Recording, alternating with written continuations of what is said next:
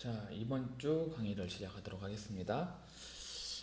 지난주에는 보면 뭐 배웠냐? 보의 수소 원자 이론. 그쵸? 배웠죠? 수소 원자 이론 배웠고, 잠깐만. 쭉 보면, 자, 파동의 성질에 대해서 좀 배웠고, 그죠? 그 다음에, 이 파동은 전자기 복사다. 즉, 뭐 전기장과 자기장 성분이 서로 수직으로 해서 진행된다 했고, 그 다음에 파장과 진동수는 곱하면 이렇게 빛의 속도가 된다 이렇게 얘기를 했었고, 문제도 풀어봤고, 그리고 전자기 복사의 종류는 자 이렇게 많고, 자 그때는 또 어떻게 말했어요? 이렇게, 자 이렇게 파장이 길거나, 그죠? 진동수가 작으면 그 빛의 에너지는 작아진다. 그리고 파장이 짧거나 진동수가 커지면 에너지가 높다.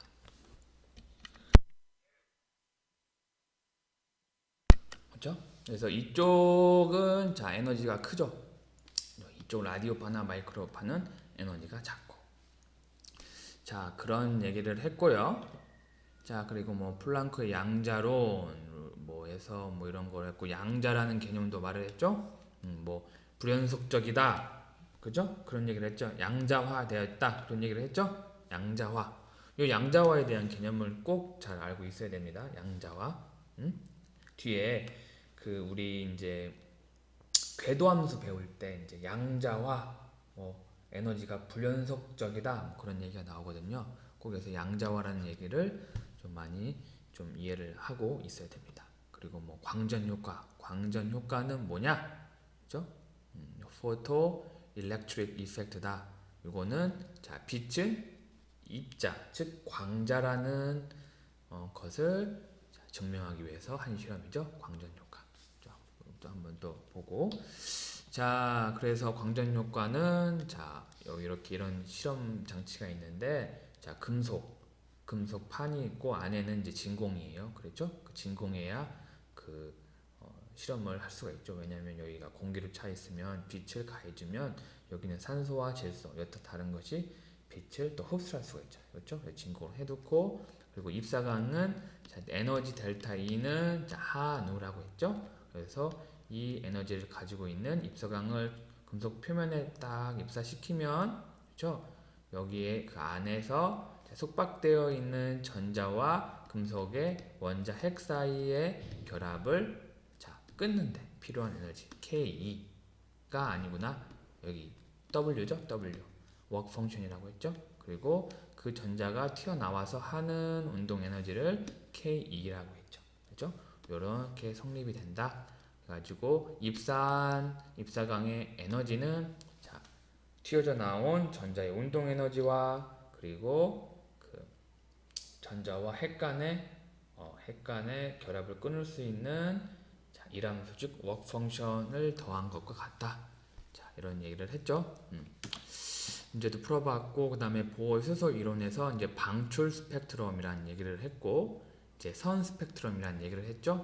선 스펙트럼이 뭐냐? 기체 상태의 이제 원자의 방출 스펙트럼은 어떤 과시광선 영역의 특정 부분에서 밝은 선 스펙트럼을 낸다. 이게 특정 파장에서 낸다, 이런 말이죠. 뭐 어떤 물질이 있는데 이렇게 빛 에너지를 가하면 자, 여기서 나오는 자 빛이 어떤 특정 파장을 가지고 있다. 그런 얘기죠. 자, 그래서 이런 장치를 실험을 했었죠. 보면 요 안에다가 기체를 넣고 고전압을 가하면 자 전자가 생기죠. 그 전자와 기체가 충돌을 해가지고 어떤 빛 에너지가 생기겠죠. 이 빛 에너지에서 슬릿을 통해서 어떤 일정한 에너지를 가지고 있는 에너지 광선을 딱 이렇게 필터링하면, 프리즘으로 하면 이렇게 다양한 선 스펙트럼으로 이렇게 나타난다, 이런 얘기를 했었고, 그죠? 그리고 수소 원자의 선 방출 스펙트럼 이렇게 된다.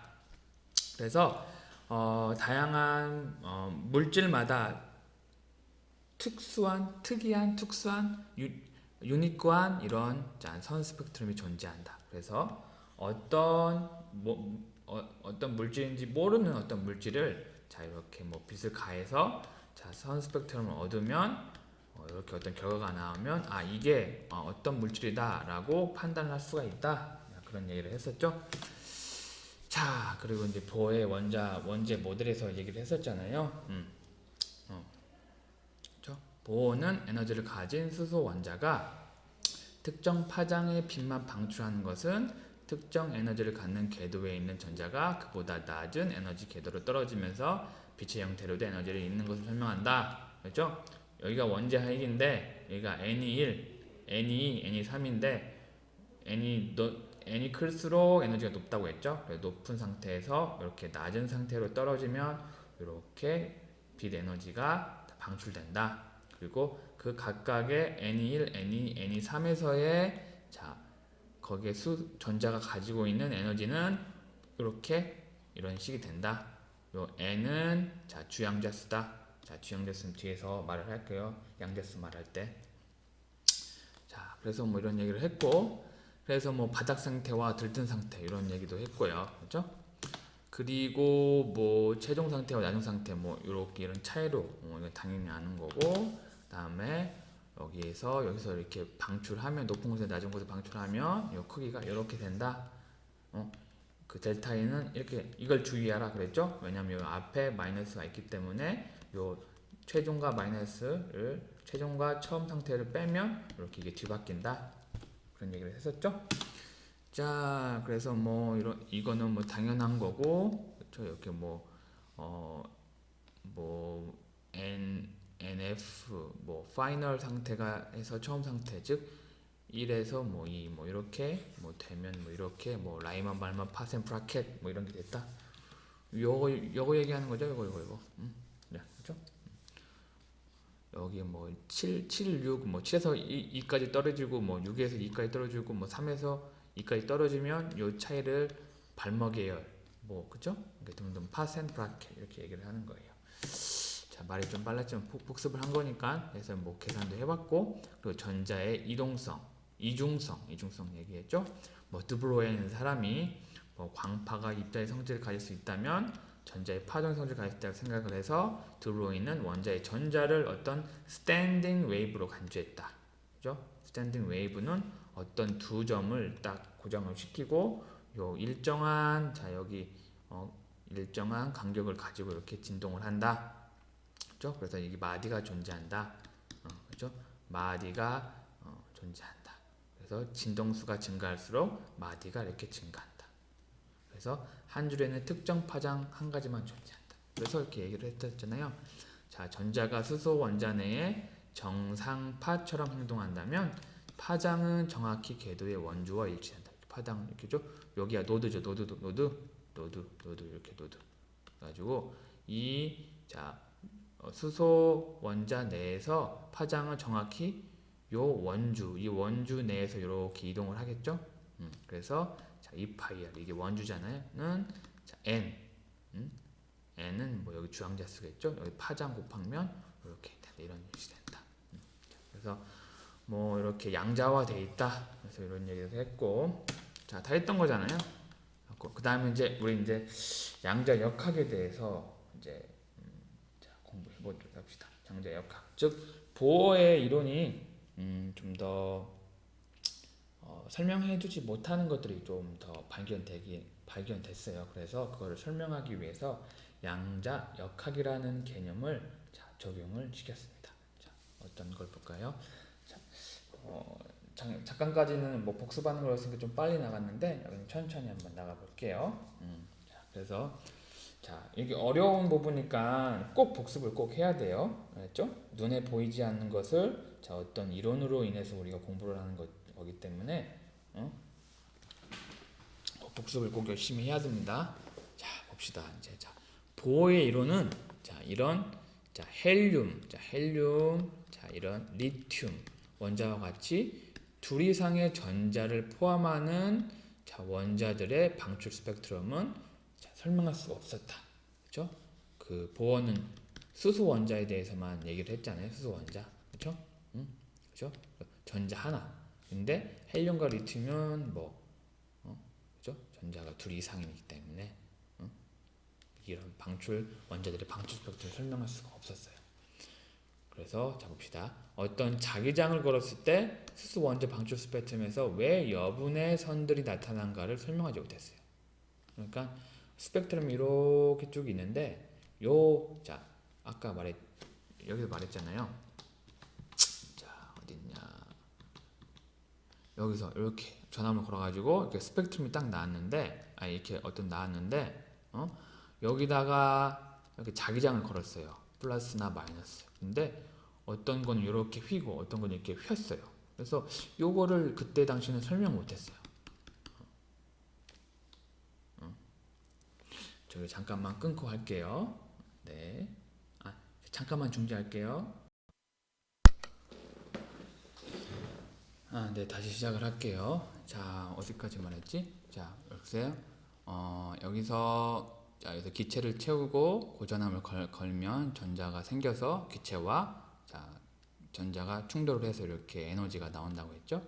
여기에서 요 사이에 플러스와 마이너스를 이렇게 자기장을 가하면, 그랬을 때 한쪽 성분이 이렇게 이렇게 휘어진다. 요런 거를 설명하지 못했어요. 그렇죠? 자, 이렇게 해서 수소 원자 스펙트럼에서 여분의 선들이 나타난가를 설명하지 못했다. 이렇게. 그래서 그러면 전자가 파동과 같다는 것이 발견됐는데, 그때 당시에 어떻게 이 파동의 위치를 어떻게 알 수 있을까? 그거에 대해서 생각을 하는 거예요. 그래서 보면 파동은 공간에 퍼져 있기 때문에 이제 파동의 정확한 위치는 알 수가 없었어요. 그래서 뭐가 있었냐? 그래서 뭐가 있었냐? 보면 이렇게 하이젠베르크라는 사람의 불확정성 원리로 의해서 파동처럼 행동하는 입자의 위치를 설명하는 이론을 제안을 했습니다. 그래서 이전에는 이 보의 모형으로 이 불완전성과 전자를 파동으로 취급하더라도 파동은 공간에 퍼져 있기 때문에 정확한 위치를 알 수가 없었다, 이전에는. 근데 그 하이젠베르크라는 사람이 파동처럼 행동하는 입자의 위치를 설명하는 이론을 제안을 했어요. 그게 불확정성 원리예요. uncertain principle인데, 이거는 입자의 운동량이라는 게 질량과 속도의 곱이에요. 속도의 곱. 운동량과 위치, 그 전자가 있는 위치죠. 위치를 동시에 정확하게 아는 것은 불가능하다.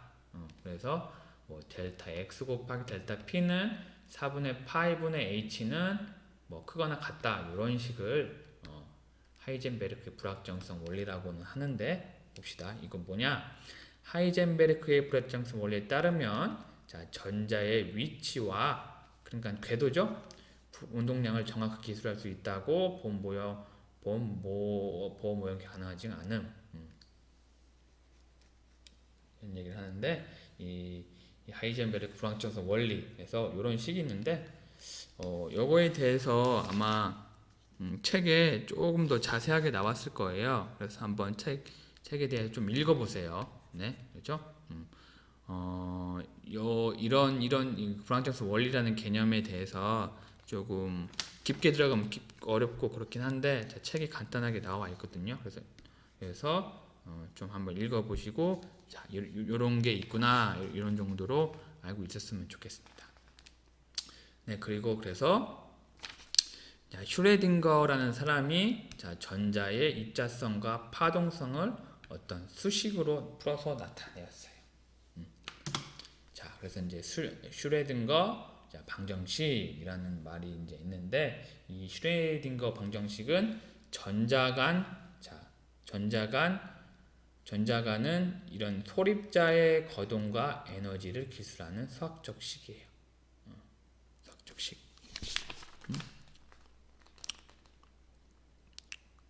그렇죠?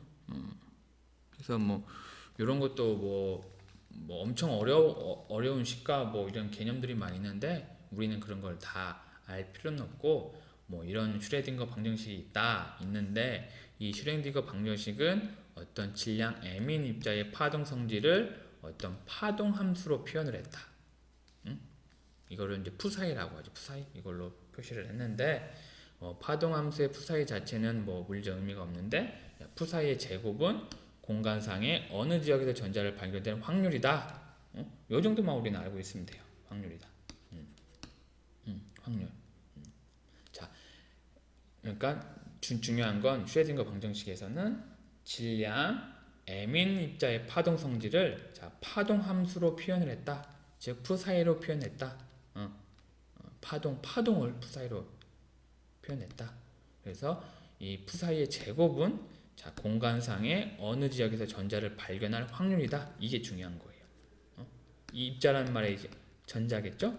그래서 이 슈레딩거 방정식은 양자역학에 뭐 결정적인 기여를 했다라는 말인데 뭐 요게 가장 중요해요. 그래서 뭐 슈레딩거 방정식은 하나의 양성자와 전자를 가진 간단한 수소 원자에 대해서는 설명할 수 있으나 그 둘 이상을 가진 원자에 대해서 설명할 수 없다. 뭐 이런 것도 있는데 그래서 슈레딩거 방정식은 전자를 질량 m인 입자의 파동 성질을 파동함수 푸사이로 표현했고 그리고 이 푸사이의 제곱은 공간상의 어느 지역에서 전자를 발견할 확률이다. 그러니까 뭐 핵이 이렇게 있으면 이 사이에 전자가 이렇게 있을 거 아니에요. 그렇죠? 그리고 이 전자가 어떤 파동으로 이렇게 뭐 이렇게 움직일 파동이라는 것을 성질을 가지고 있을 거 아니에요. 그렇죠? 그거를 어떻게 수학적으로 막 풀었어요.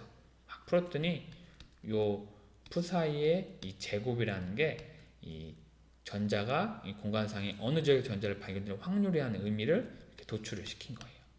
그렇죠? 그것만 꼭 알고 있으면 됩니다. 자, 그러면 예제 7.6에 대해서 이제 풀어볼게요. 뭐 이것도 앞에 요거에 대해서 푼 건데 그렇게 어려운 건 아니에요. 그냥 대입하면 돼요. 자, 그렇게 한번 쭉 풀어봅시다. 예제 7.6 한 전자가 8.0 곱하기 10의 6승/m/s 속력 움직이고 있대요. 근데 속력 측정에서 불확실성이 속력의 1%라면 전자 위치의 불확실성을 계산하시오. 뭐 요거 계산하는 말이잖아요. 그렇죠? 뭐지? 4파이분의 h지? 아이고 내가 깜빡했네. x는 델타 p 4파이분의 h. 요거에 대해서 이제 구하라는 거예요. 여기 성립을 하나. b 뭐 100마일 뭐 h 시간당 마일 100마일 per h 100마일 per h 이 말이에요. 시간당 마일. 던진 0.15kg인 야구공의 운동량이 0.7kg m/s다. 이 운동량 측정의 불확실성이 요거라면 야구공 위치 불확실성 뭐 그냥 계산한 건데 자 봅시다. 계산 한번 해봅시다. 자 먼저 A 봅시다. A 보면 자 전자의 속력 U가 불확실성 U 델타 U죠. U는 불확실성 속력 측정에서 불확실성이 속력이 1%라 했잖아요. 그래서 0.01 곱하기 원래 속도 이렇게 곱해요. 이만큼 나오죠. 그렇죠? 그리고 운동량은 이게 또 안 나오네 갑자기. 운동량은 이게 좀 안 나오지만 그냥 할게요. 운동량은 이 운동량을 P라고 하죠. P는 질량 곱하기 속도죠. 그렇죠? 그럼 델타 P는 질량에다가 요 속도의 변화량을 곱하면 되죠. 그렇죠? 질량이 아까 몇이라고 했어요? 9.1094 곱하기 10의 마이너스 31승. 9.1094 곱하기 10의 마이너스 31승 킬로그램. 저기 있죠? 델타 U는 이거잖아요. 8.0 곱하기 10의 4승 m/s. 이걸 한번 해봐요. 한번 이렇게 나와요. 자, 공학용 계산기 꼭 사요. 몇 번 말합니다. 지금 봤으니까 지금 이거 동영상 바로 정지시키고 바로 사요. 지금 구매해요. 알겠죠? 응? 자, 그래서 델타 P는 이렇게 구했고, 자, 그래서 자 델타 X는 자 우리는 지금 델타 X 구해야 되잖아요. 자, 델타 X는 자 4파이 델타 PH, H는 플랑크 상수에다가 HM 이렇게 된다. 그래서 이 불확실성은 전자 4개의 지름 정도에 해당한다. 뭐 전자 지금 이거는 내가 정확히 얼마 정도인지 모르겠네요. 그래서 이렇게 일단은 뭐 이런 게 있다 이렇게 계산한다 이 정도 알고 있고요. 다음에 야구공의 위치의 불확실성은 이렇게 델타 X는 이렇게 그래서 이렇게 뭐 이렇게 막 중요한 것 같진 않고 자 이런데 일단은 뭐 하이젠브레크 불확실성 원리 뭐 이런 게 있다라는 거를 알고 가장 중요한 것은 뭐냐 매번 말했지만 이 슈렌딩거라는 사람이 뭐 입자의 거동과 에너지를 이렇게 수학적으로 나타냈는데 거기서 가장 중요한 것은 자, 질량 m인 입자의 파동 성질을 이런 푸사이라는 파동 함수로 나타내었다. 그래서 그러면 이 푸사이의 제곱이라는 이 의미는 전자가 원자핵 주위에서 전자를 발견된 확률이다. 그 정도로 알고 있으면 되겠습니다. 이런 원리들을 자, 뭐 알면 좋고 그런데 일단은 이 개념만 알고 있으면 돼요. 흐름만 알고 있으면 돼서 그래서 너무 이쪽 뭐 하이젠베르크 불확정 원리 뭐 이해가 안 간다고 너무 여기만 공부를 계속 하지 말고 자 이건 일단은 조금 만약에 이해가 안 간다고 하면 뭐 책을 읽어도 이해가 안 간다면 조금 지나치고 그다음에 슈레딩거 방정식에서는 자 요 정도 좀 알고 이제 쭉 해 나가면 되겠습니다. 네, 그러니까 이제 다음에 이제 또 수소 원자의 양자역 확정 설명이 있는데 좀 그렇게 그죠? 그래요. 뭐 이 정도 하고 자 그러면 이제 수소 원자의 양자 역학적 설명에 대해서 공부를 해봅시다. 네. 자 이제 슈레딩거 방정식의 이제 이 아까 뭐 어려운 슈레딩거 방정식이라는 게 있는데 그거를 엄청나게 막 풀어가지고 이렇게 하면 어떤 해를 구할 수가 있는데 그래서 수소 원자에서 전자가 가질 수 있는 어떤 가능한 상태와 또 그에 상응하는 파동 함수를 이렇게 슈레딩거 방정식으로 이렇게 도출할 수 있다고 해요. 그래서 이 슈레딩거 방정식에서 가능한 수소 원자에서 전자가 가질 수 있는 가능한 에너지 상태와 이 파동 함수를 어떤 양자수로 우리가 결정을 할 수가 있어요. 뭐 예전에 뭐 화학 툴을 좀 배웠다고 하면 뭐 주양자수, 그렇죠? 뭐 가분동량 양자수, 그렇죠? 그다음에 뭐냐 자기 양자수, 뭐 스핀 양자수 이런 양자수가 있잖아요. 여기서 이게 거기서 나온 거예요. 그러니까 이런 흐름만 알고 있어요. 자, 요런 거는 솔직히 이제 보어, 뭐 하이젠베르크, 슈레딩거 방식 이런 거 솔직히 그 어떻게 자 이런 양자수가 나왔는지에 대해서 이렇게 흐름을 알려주는 거거든요. 그래서 가장 중요한 게 요거예요, 요거. 그렇죠? 그러니까 자 여기에 대해서 공부를 했을 때 너무 이해 안 간다. 그러면 너무 포기하지 말고 자 책을 한번 쭉 읽어보고 그렇구나 하고 자 여기서 이제 여기서부터가 더 중요한 거니까 여기서 한번 쭉 같이 따라오면 됩니다. 네, 좀 약간 좀 횡성수술한 것도 있는데 일단 좀 시간이 돼가지고 자 여기까지 끊고 하도록 하겠습니다. 네, 잠깐 끊고.